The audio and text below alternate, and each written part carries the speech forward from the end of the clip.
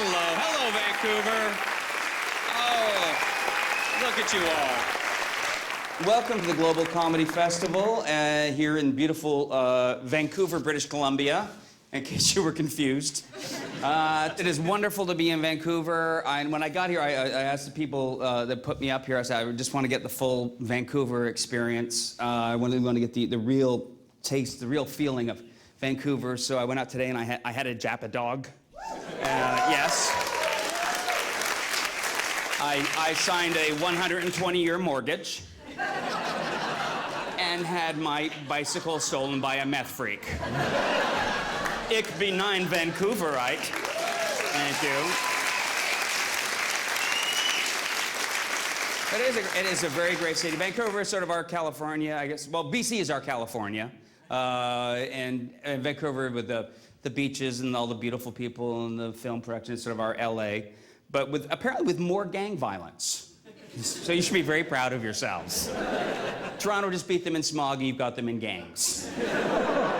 Coming to the stage is a comic who is visiting us from London, England. You may remember him from Last Comic Standing, or if you've ever been to England, you may remember him from England. So please welcome a very, very funny man, Matt Kirshen. I don't know if you got that on camera. Dan asked me to act naturally like I'm just hanging out in a phone booth. Whereas I think we all know this isn't for phones, this is for pissing.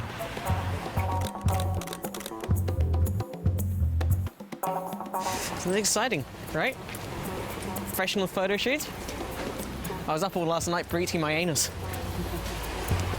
It's gonna look pretty. But you can see up there, that's a mountain which we had put in for the photo shoot. Blew most of the budget for the show. And it'll stay for the townsfolk after the show's all done. That's kind of nice. It's like giving back to the community. I'm thinking about cutting that, though. Thank you. I'm so exhausted by that. I just got here. Like, I really just, after 12 hours of travel, like 12-hour flight, basically a day, stuck in the same seat with nothing to do but watch TV on demand and eat and drink and nap. It was amazing.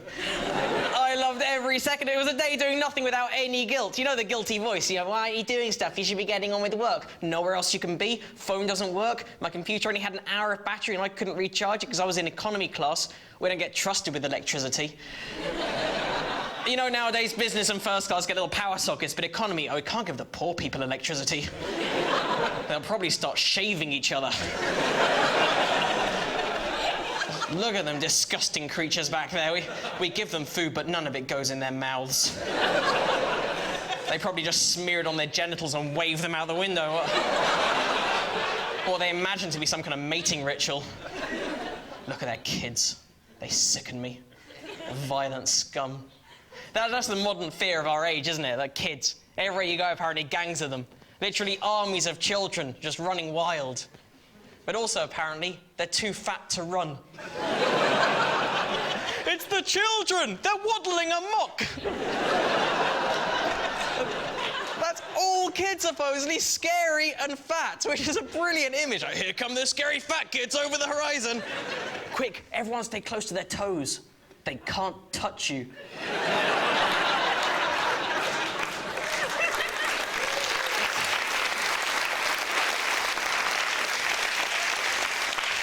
Just lies. He's the oldest guy they can in town going, well, when I was a young man, didn't have all this fast food, TV dinners, fizzy drinks. I think when you were a young man, you had scurvy, rickets, World War. What's less healthy, computer games or trench foot?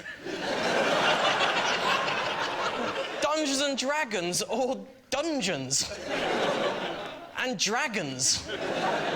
Where's young Master William? Why, he's out in the castle courtyard with Tommy, the leper boy. They're playing catch the rat amongst their own waste. Well, at least they're not eating sugary snacks. They rot your teeth. Mate, your teeth are made of wood. I love Canada. You're so nice. It's like friendly America. with your happiness and your gay marriage. Which is something that always amuses me, because they get so worked up about it south of the border. Like, they're crazy about it, like it's swing elections. Whereas I think you guys are like us, where I think you just realise that if you're not gay, it won't affect you. It has little to no bearing on how anyone lives their life. They want to make it legal, not compulsory.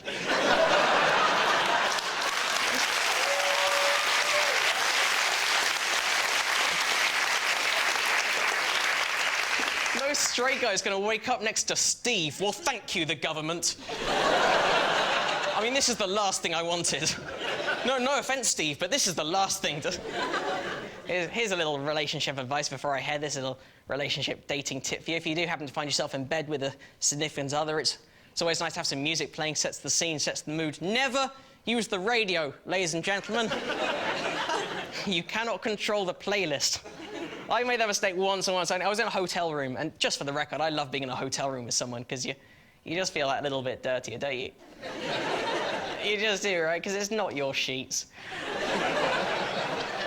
No, but we made that mistake. We found a good station. It was playing decent songs until, out of the blue, for no reason, the DJ, he decided to play the chase music from the Benny Hill show. Like, all the way through. Normal song, Benny Hill, normal song. We weren't expecting it, is my point. Were we expecting it, we could have taken a break, had a cup of tea, resumed later. I'm nothing if not a gentleman. As it was, I was in the middle of performing oral sex on her. Right at that moment. Then Benny Hill yakety sax comes on her. At first, you speed up. No one in this room would do different. You hear that music, you will go faster. That is the nature of that song.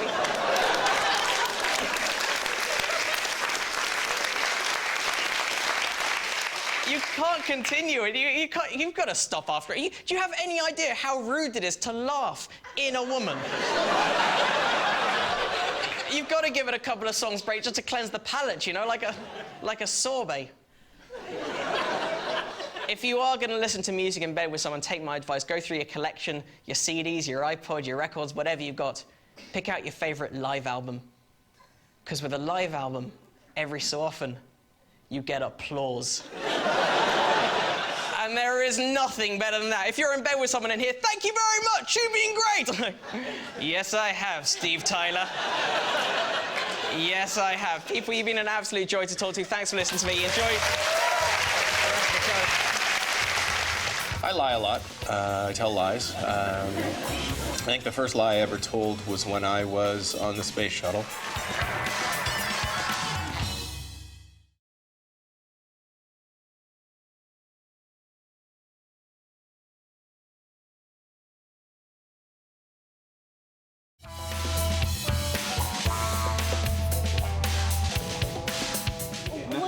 What's your name, waiter? What's your name, waiter?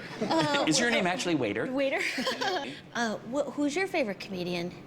I would say top 6 are sitting at the table.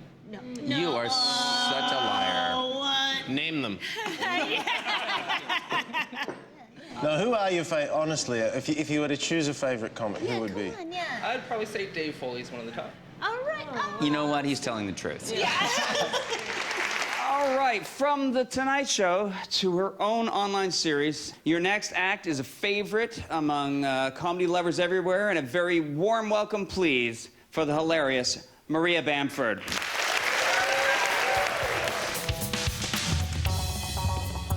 Oh, you want to do comedy? Oh, why don't you come to my workshop? You come to my house, and we have an intensive discussion. Who are you? What makes you funny? We develop a costume, a character, a hat, a stance, cut out pictures, color. Then you go home and you have a foothold.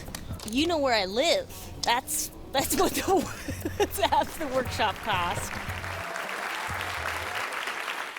I'm from Los Angeles, and I was recently walking around in my neighborhood, and there's a new building, and it just says on the sign, oh, by the way, is anyone here religious? Okay. Okay, if so, just rest in the glory that I am wrong.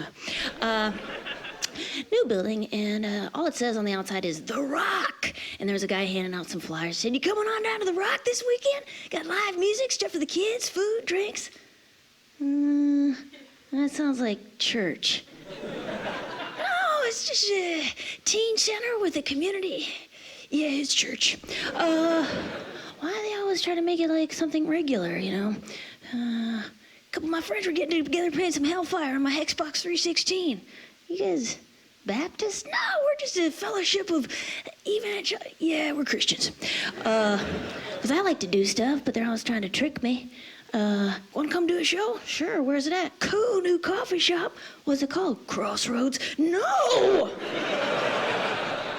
Stop hiding behind your Jimi Hendrix font. My mom is very religious, and she said, "Honey, whatever you think about all the time, that's what you worship." Oh. In that case, I'd like everyone to pop open a Diet Coke can and turn to page 37 in their People magazines. In this scripture, read the parable of Miss Valerie Bertinelli. And the worst dressed shall be the best dressed, and the best dressed shall be the worst dressed. I do worship celebrities because their moods create the weather. And, you know, I'm just like a terrified little animal. Of course, I'm going to look towards the most powerful and fertile appearing of my species for, you know, guidance on how to survive. I need to find out what Jennifer Aniston is doing, because she's a strong, sexy monkey. She's going to tell me where all the bananas are. I read in an article she said, "I always say don't make plans, make options." That's a pretty big piece of fruit. I'm gonna be gnawing on that for a couple of weeks. But I think celebrities are imperfect. I like that about it, you know, because I don't have very much success in love. I have a hard time. I'm jealous of people who have, you know, say things like, "Yeah, we both met and we both just knew." You guys never fight about anything? Oh, he doesn't like onions. So you never had any issues you had to work through with like a freaking workbook? You know, if I were you, I'd watch out for red flags. Oh, okay, but what if I'm like a flag factory that only manufactures giant red flags?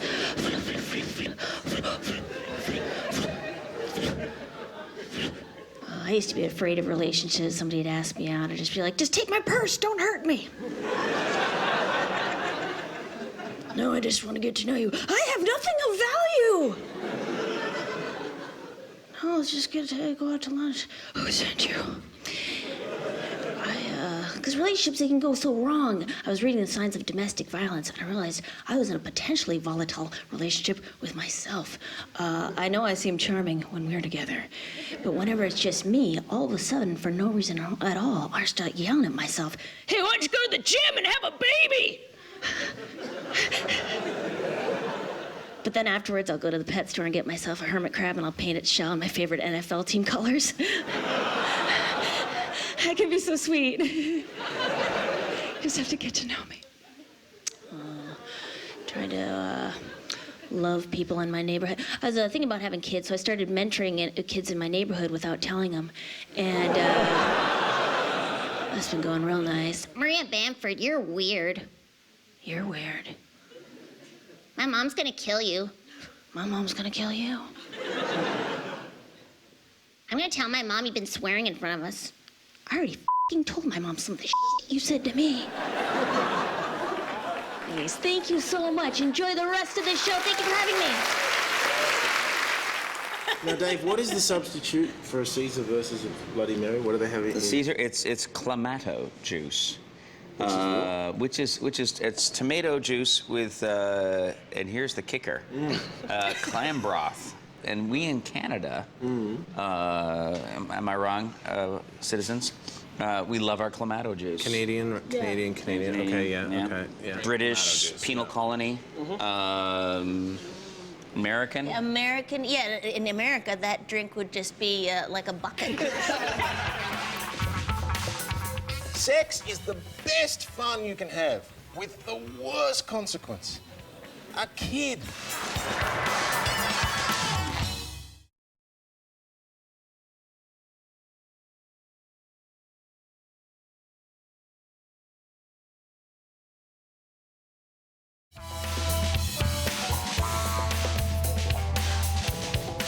We did a comedy festival in the Middle East in Amman, Jordan. I'm in this theatre and I'm in a completely foreign land and we're doing this thing for the first time, and as I go on stage, two military guys walked right down the middle of the theatre.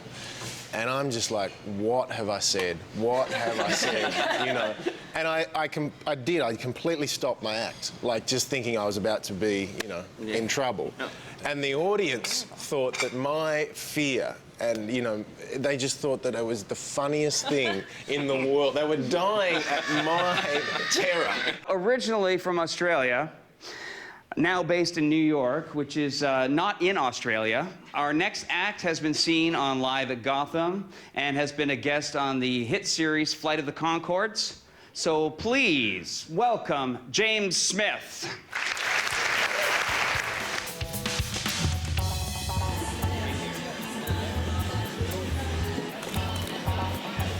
Cool. You got it.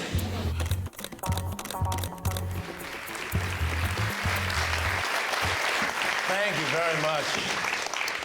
Thank you, Canada. Wow, it's great to be here. I live in the US, and I've been watching President Obama lately on TV. He has changed so much since he came into power. When he arrived, he was saying, yes, we can. And now he's like, fuck. I thought we could. This is difficult stuff. I had no idea they would just cock-block me on everything I try and do. But it's been tough, We've had a recession. One day they just said, there's no money. There's no money. And I was like, well, where is it? I mean, the same currency is out there that was out there before, right? I don't have it. Right? You guys are here, so you don't have it. It's not like we had a money fire,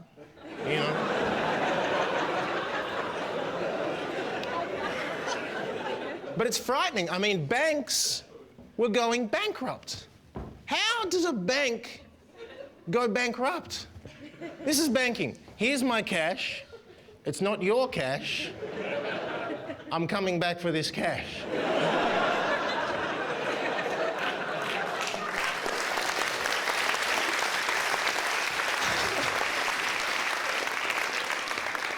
That's it. That's the entire job. Watch my cash. And they messed it up. How do you mess up your only job? That's like me coming here tonight and saying, sorry, no jokes. And you're like, but it's a comedy show. How can there be no jokes? And I'm like, I know, someone messed up. We are fresh out of laughs here tonight. I don't know. We live in crazy times, though. Everybody's getting in trouble for everything. Major celebrities now are getting caught for infidelity. It's ridiculous. And they all claim that they're addicted to sex. You are not addicted to sex, right? It's an innate desire. If you're addicted, then we all are. What, you want to bang every chick you meet? Yeah, I know the symptoms. Yeah.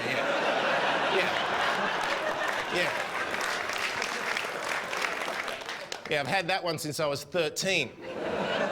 What a horrible disease that is. I mean, if that's an addiction, then I've got loads of them. Eating is a big one for me. 3 times a day, I cannot help myself. Sleep is my worst. Every night I'm like, not tonight, not tonight! These addictions are killing me. You're not addicted. But cheating is inevitable because marriage is impossible. We've set it up to be impossible. The marriage vows say until death. Why? Your mortgage is only 30 years. Why have I got to hang out with you forever?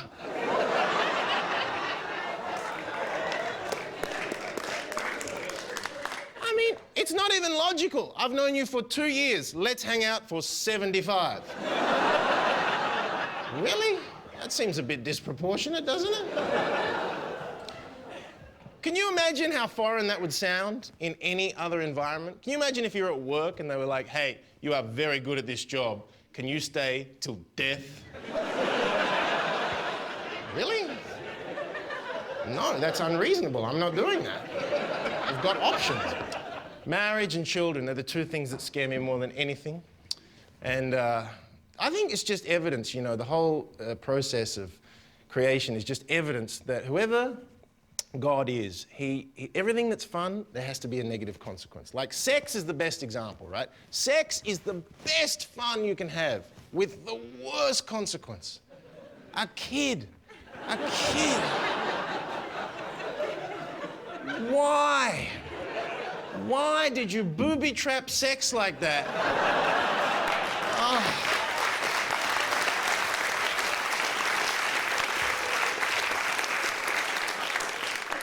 Those two things don't even go together. I never look at beautiful women and think, oh, I'd love to bang her and have a kid.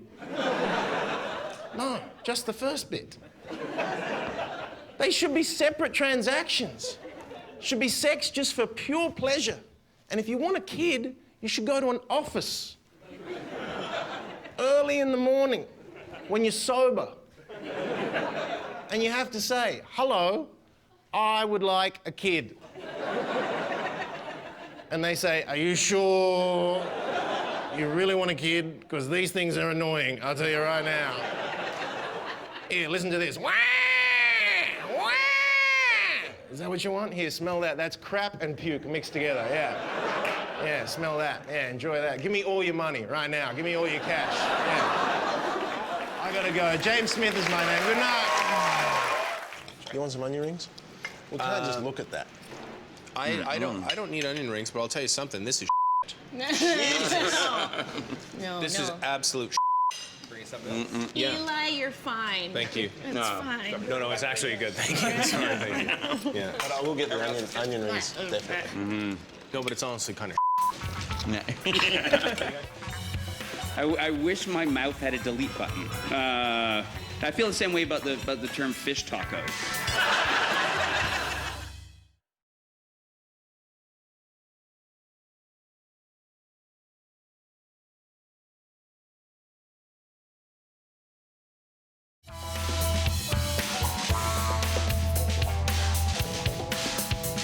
When I first started doing comedy, I talked to Frenchie McFarlane on the phone. He gave me some advice on being a comic.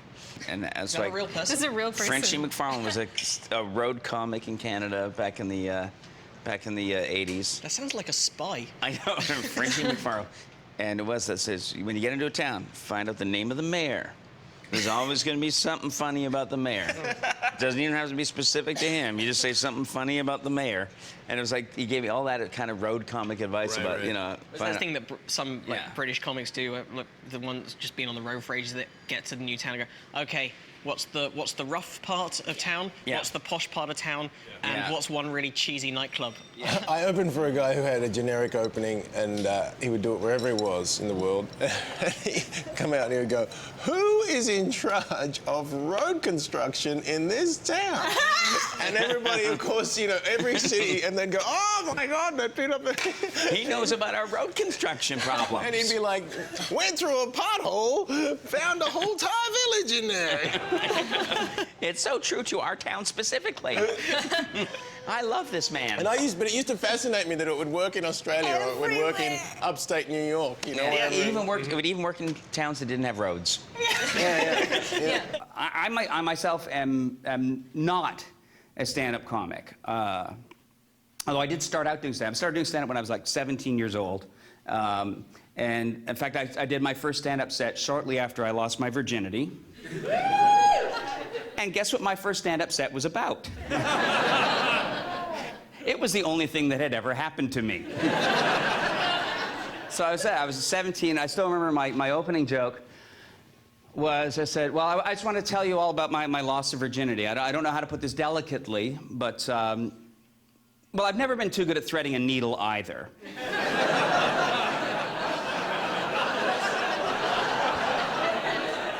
But they say, you know, that where there is a will, there is a way. But unfortunately, by the time I had found the way, I had completely lost the will. So that's not bad, right, for 17. That's a 17-year-old joke. And in the, you know, and to my credit, in the 30 years since then, I've written a number of other jokes, and I've gotten laid many more times. It's true. Look at me. It just comes off me, sexuality. As a comedian, I've always felt a certain affinity for people that work in the sex trade, because I think the job of a comedian and someone in the sex trade is, I think, it's very similar in a lot of ways. You know, like I get paid to make people laugh, and people in the sex trade and porn get paid to help people to have orgasms. And orgasm and laughter, they're very similar events. You know, they're both a muscular release after a rising tension. And they both make you look really silly. You know, but we respect comedy in our culture more than we respect porn. You know, we'll pay more for porn, but we respect comedy. You know, people will get dressed up, hire a sitter, you know, go out, sit in a dark room with a bunch of strangers and pay someone to make them laugh. Isn't that sad? Having to pay for your laughter? Isn't the best laughter the laughter you get from a loved one? Yeah, you should all feel dirty right now. But people say, oh, but porn is different. Porn is sad. Those people are sad. They're damaged people. They have drug abuse problems and daddy and mommy issues. And I'm sorry, but that is the childhood profile of every comedian I know. Now, tonight, we have some very damaged people coming out here to entertain you. So I think we should have a shout out, a round of applause for all those alcoholic and abusive parents that made tonight's performance possible. So where in Canada are you from, Dave? I'm from Toronto. Okay, and you live there now? I don't. I live in Los Angeles. Oh, You do live in Los Angeles. I live downtown in Los Angeles for the last 3 years, yes. I moved there when my last marriage failed. Thanks for asking. Yeah. Boring. Yeah. Why did your last marriage fail? Well, that... You don't have to answer. But why did it fail? You know what? I guess it all comes down to communication. It does. It really does. It does. It absolutely does. Yeah. You listen to the feeling behind the words. Yes. Yeah. Oh, good one. I like that. How long have you been in therapy?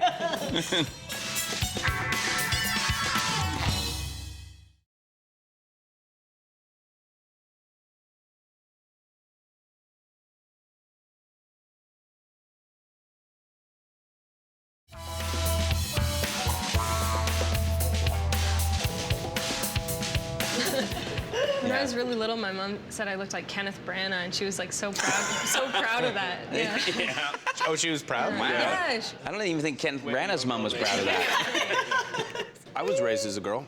Were you? Yeah, I was. When did it change? What happened? About 5 years ago, I think. Well, I became comfortable, Yeah. a little more comfortable. But no, my parents raised me as a girl for, geez, a good 15, 16 years. Yeah. Yeah. Some girls' breasts are so disturbing, but yours are just, I like it. Mine It were was like perfect. Prince Edward. They're so close to your ribs. They were tiny. You got such lovely childbearing balls. You sound just like my mother. Now, our next act got a bit of a late start and didn't get going in comedy until she was 13 years old. A slacker, I call her. She is originally from Toronto, and she is now based in the UK. Here is Mae Martin.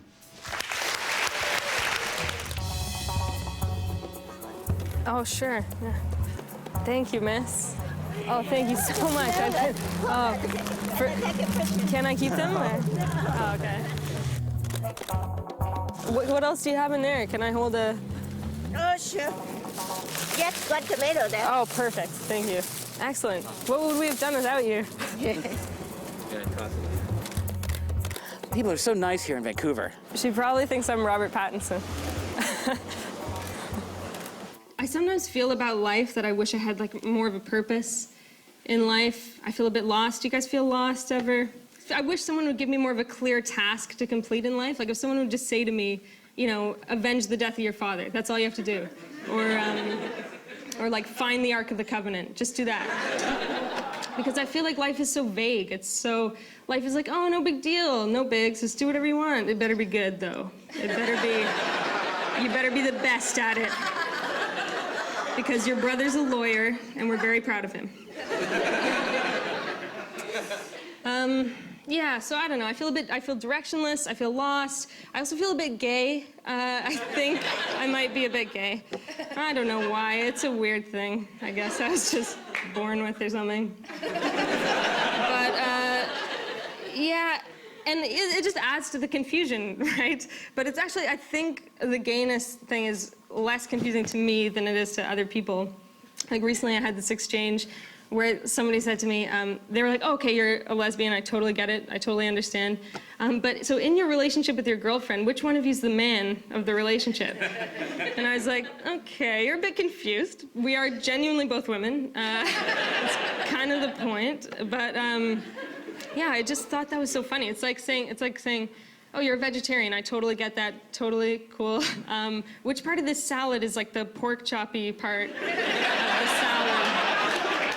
Which vegetable? It's like, no, it's all made of vegetables. It's like, but which vegetable represents the pork chop? Which vegetable wears a strap-on? Is what all the vegetables. Every part of the salad wears a strap-on. That's the answer. I wrote a song. It's a song about what I do when I feel overwhelmed. Like about 3 times a day I feel really super overwhelmed. And I take a shower, that's what I do. So I wrote a song about that. Okay, this is my song, guys. The economy is crashing and the ozone layer's gone. It's a bit of a downer, I told you. Amy Winehouse is wandering barefoot. The whole world is going wrong. Feels like Oprah's always crying. My TV's full of bad news. I wanna make a difference, but I don't know what to do. So I get in the shower and I wait for the world to change. I get in the shower and I wait for the world to change. Because it's 3 p.m. on a Wednesday. Outside it's thunder and rain. And I know that it is time to take my 14th shower of the day. So I bring my CD player into the bathroom and put on Alanis Morissette. Because my shower ritual is not complete without a little under rug swept. That's an album by Alanis. It's really underrated. You should get it. It's so good. Why do I take so many showers? Whatever can it be? Am I trying to wash away my past or just escape from my TV? It's a spiritual purging, better than a primal scream. I cough up all my phlegm when I am breathing in the steam. Gross image, I know. Don't make me leave the shower. When I'm ready to, I will. And I'm not even worried about my hydro bill, because my parents pay all my bills still. I'm standing staring at the drains, standing perfectly still. I think I agree with you, Alanis, life is a jagged little pill. And I know you have to pee, I can hear you banging on the door. But you're just gonna have to wait, cause this is my me time, this is my me time. I'm exfoliating every part of my body with an apricot scrub. Let's all escape the thunder. Let's all escape the gloom. Let's just take a shower together. Let's go back into the womb. And when Armageddon hits, we will be safe and warm and wet, covered in Arctic Sport maximum endurance shower gel, and listening to Alanis Morissette. Oh, Alanis, you really get me. You sing the things I'm thinking. I wish you never cut your hair, though. It was better before. And I feel it in my fingers. I feel it in my toes. Right, guys? We could solve our problems by taking off all our clothes, right? Yeah. Am I right, guys? Yeah. So thank you, shampoo. Thank you, conditioner. Thank you. Thank you, loofah. That's the end of the song. Thank you so much, guys. Have a great night. A friend of mine is a midget.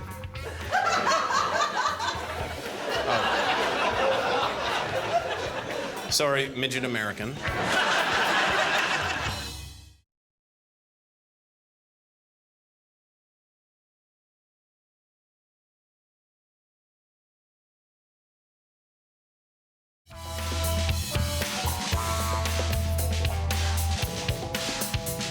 Your next comic was the star of his own show called the John Dore television show.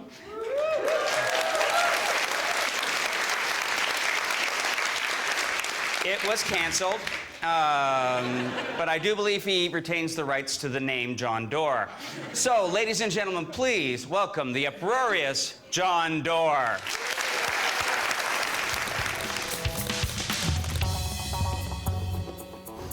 Very nice. And go ahead and zip up. Can I hack for a bit? Do you guys mind, just for one round here?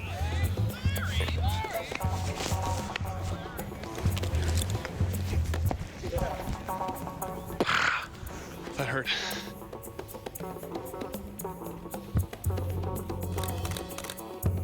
Hear that? We're done. It's a wrap.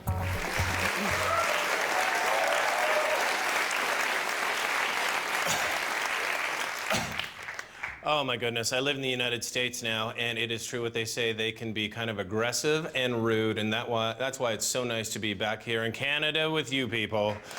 Shut the up! Shut your mouths! Stop clapping. No one asked you to do that. What I like about coming back to Canada is that I have some family here, and when I was home for the holidays, I was staying at my parents' place, and when I got home, I was really drunk, and I thought it'd be a good idea to take a giant bite out of a brick of blue cheese. You know blue cheese, the chalky white brick with the veins of blue mold running through it? Yeah, it turns out it was my grandfather's leg. I know, what's he doing in the fridge? Well, he was losing his mind. I remember the day my grandfather's memory started to go. That was the day I caught him urinating with the door open. Not a huge deal, but annoying when I'm trying to drive. Excuse me? Thank you. Yeah, I drove my grandfather around a lot. You know, you could say I treated him like royalty. And by that I mean, yes, I killed him in a car crash. I'm sorry, too late?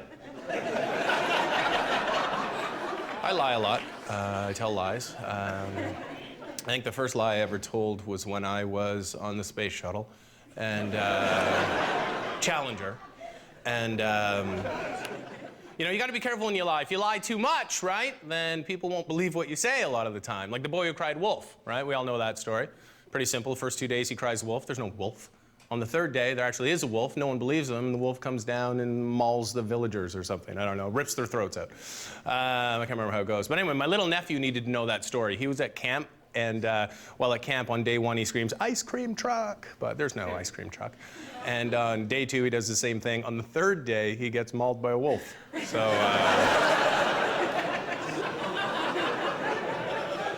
that's a sad joke. But anyway, I want to get serious with you people right now. Very serious. I have some very serious ideas. All right? You're joking around a lot out there, but I'm trying to be serious right now. I bet you fewer people would eat fast food if when we pulled up to the drive-thru and turned to the speaker, it shot hot diarrhea into our faces.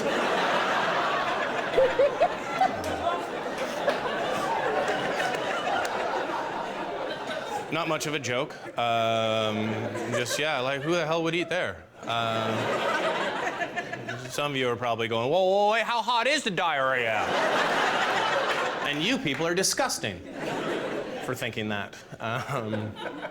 No, but I want to get absolutely serious with you for a second, so please bear with me. I've learned that there is one roller coaster in life that does not have a height restriction, and that, of course, is the emotional roller coaster. Excuse me?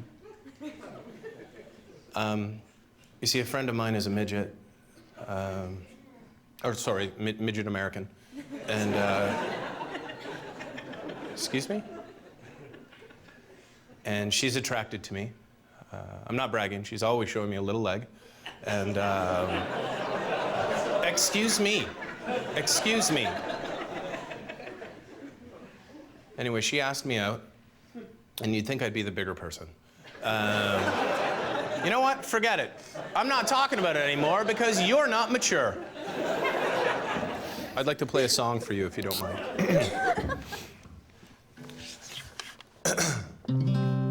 Oh, yeah. A lot of people ask me, they say, John, where did you learn to play guitar? A lot of people ask me, hey, how did you get anal warts? Well, one of those things, not really important right now. I got anal warts.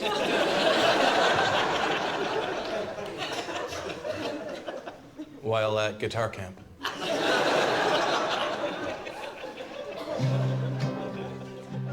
It's weird, you never know when you're gonna be inspired to write a song, and I was inspired to write this song while I was babysitting my nephew.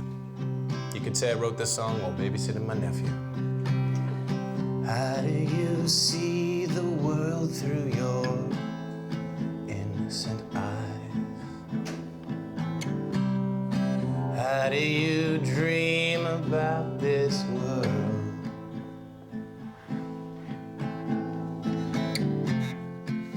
You are so young and innocent. Matthew, can you put the cat down, please? Put it down. You don't swing it by its fucking tail, Matthew.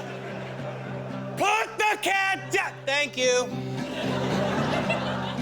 How do you see the world with such an imagination? You can't eat that. Because you're diabetic. Put the candy bar down now, Matthew. Put it Hey! Hey! Your mother's my sister! All right? And she will rape us both if you eat that shit! Put the fucking candy bar down!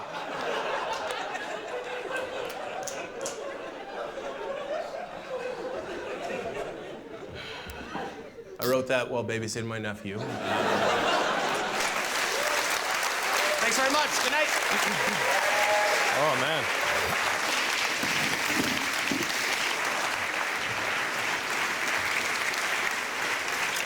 Yes, that was John Dore. John Dore, everybody. And ladies and gentlemen, I am proud to say, but sad to say, that that is our show for this evening. So how about a big hand for all the comics you saw tonight? From the Global Comedy Festival in Vancouver, I'm Dave Foley. Goodbye.